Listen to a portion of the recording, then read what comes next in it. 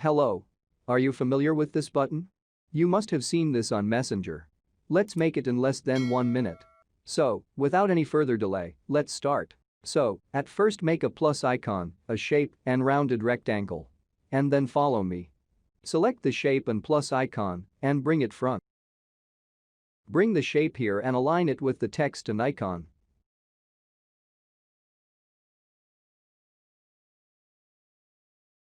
The alignment have to be perfect, as I did it here.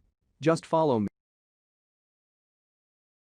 Now, it's time to animate it. Select the text and icon and move here as I did.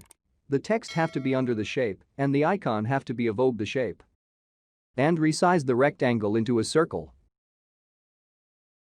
Bring the plus icon to the center of the circle. Select everything, right-click, make them a component, and click hover state from here, and then double-click and resize and reposition everything just I did. Just follow me. Well, look like we have finished. Click the shape and click default state from here, and click run to show the preview. Well, it's working fine. The whole work is done only using component. If you like the video, then don't forget to subscribe.